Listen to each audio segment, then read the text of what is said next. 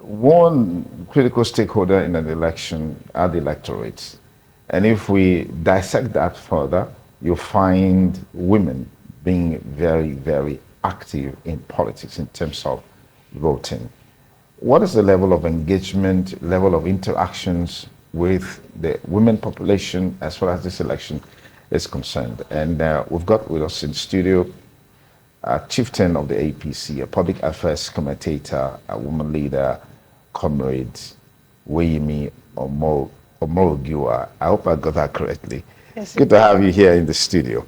So first and foremost, share with us what's your overall perception of the level of interaction and engagement in this election so far? If I must say, thank you very much for having me this morning. I think the women have been well carried along.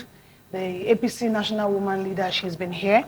The state woman leader, the various local government women leader. We've visited the marketplaces, the workplaces. We've gone round house to house, streets and everywhere, talking to the women, because on elections day, when you go to the polls, you find out that women are more at the polls, and the women are ready to support us. They've given us the assurance that they are tired of what's happening in Edo State. They want a change, and they want the APC to come on board, because during the time of the APC, they enjoyed, and they want it back. They want that freeness, that freedom they enjoyed, that liberty they had, the business opportunity they had. They want it back. And they've given us the assurance that they are behind us come 21st, come Saturday, the APC, they're giving it to us all the way. So the women have actually been carried along. We've talked to them, we've met with them one-on-one, we've gone to their marketplaces, we've gone round everywhere we think women are, and they've given us the assurance, and we hope that that will be translated in the polls when you see it on Saturday. Okay, you said the women want freedom. But it was during the APC's administration in Edo State that a woman was asked to go and die, that eventually she now became a special advisor or senior special assistant. Things happen. Sometimes there are little mistakes that could be swiftly corrected. Okay. We could see that that wasn't an intention. That wasn't the intent of the comrade. That was why he quickly corrected it, because sometimes when you are angry, you speak things that you don't mean. And that was corrected, and she was there to act as a reminder that when women are involved, we don't joke with women. Like in the party, we don't joke with women. Opportunities are given to the women. If you see the woman leader, a national woman leader, she's from Edo State. And she's been doing well. The state woman leader, the local government women leaders, they've been going around making sure women are included in this process. If you see our campaign councils, there are a lot of women featuring.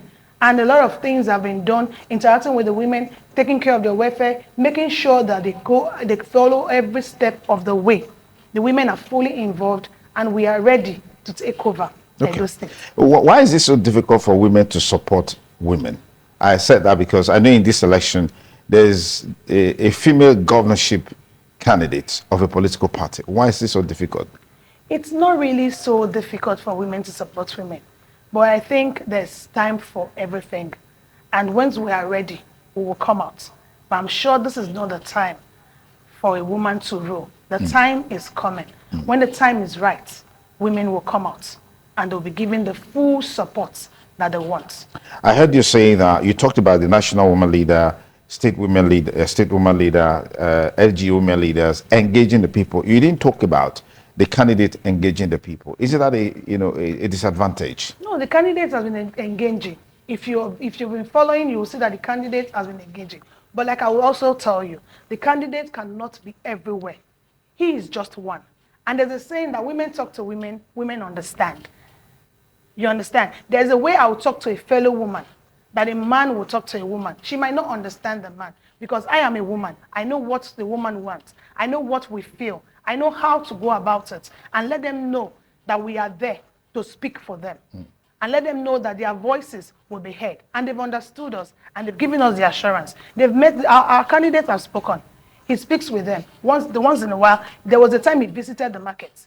During our rally, when we're coming back from our senatorial rally, when we left Ekenwan campus, he went around the markets, and it was well received. So the women understand, he has spoken to them, and we are still talking to them. Even the ward level and every unit level, we've been talking to the women, and they are fully involved. They've given us the assurance that come 21st, come Saturday, APC all the way. If you just join us, it's still Edo Decides on independent television. In today's segment of the show, we are looking at Edo 2024 and women participation, because women are key components in terms of voting, actual voting.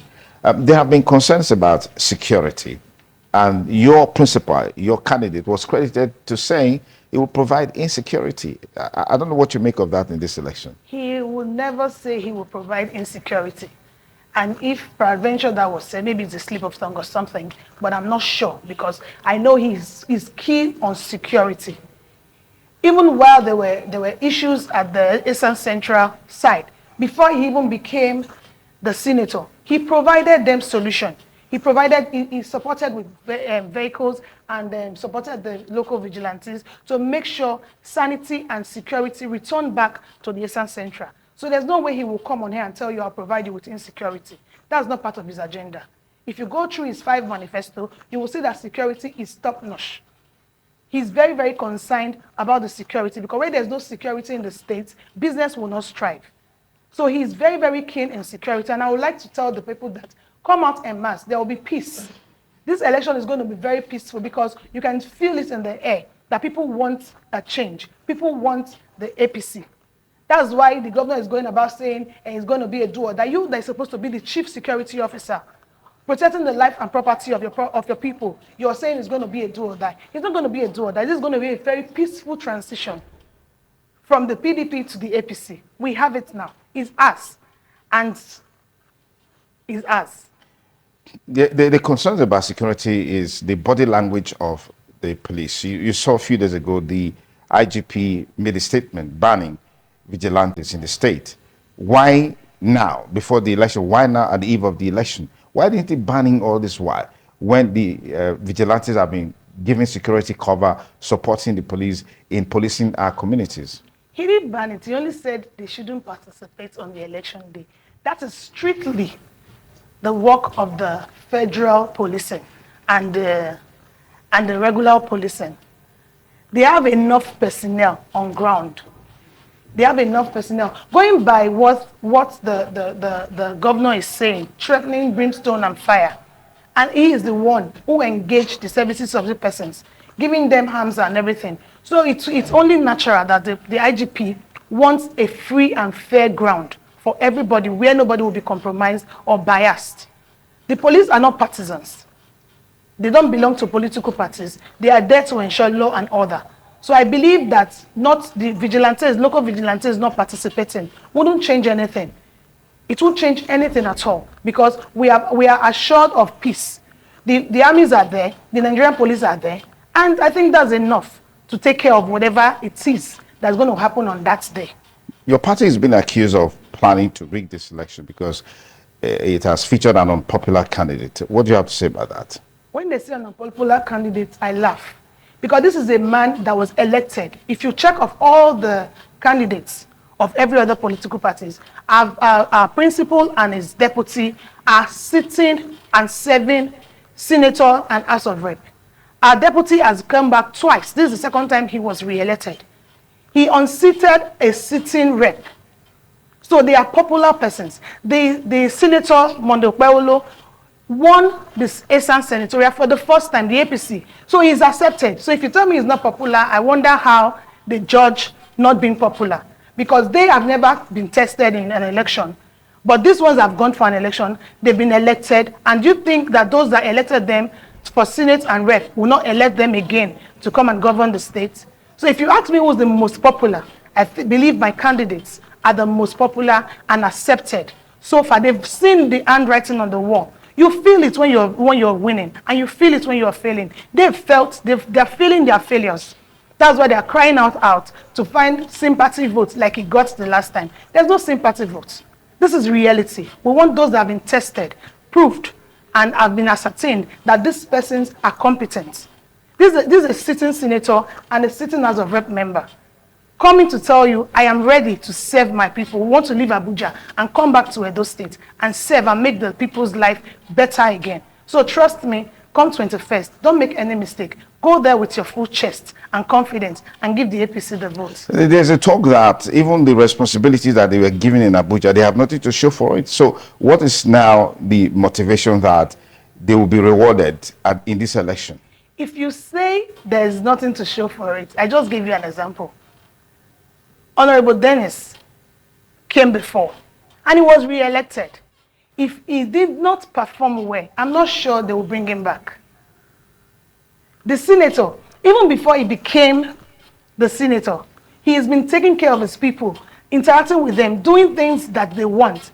Hence, the reason they voted him. So that is just a mere propaganda, trying to discredit my candidates. But I believe they know, the people of Edo State, they know what they want. And they know that we have the best and sellable candidates. That's why they've given us the assurance that come 21st, Saturday, it's just 2 days time. Now you talked about having a 5-point agenda.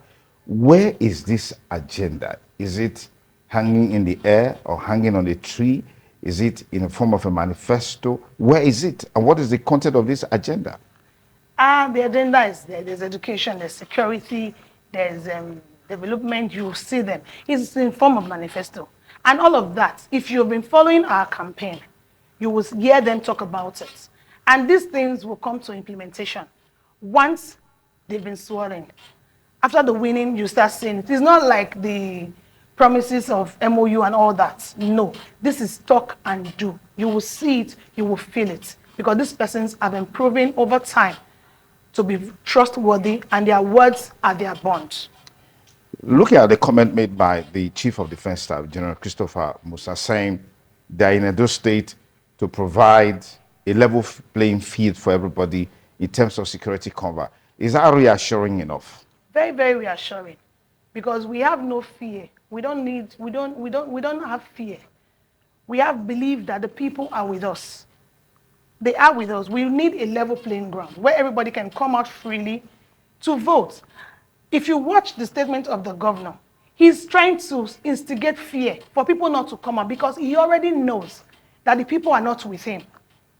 They are not with him, so he didn't want them to come out. But with that word from the Chief of Defense Staff, our people are now reassured that there will be peace and they'll have a free and fair election. So the ends, they will come out en masse to vote for us. Okay.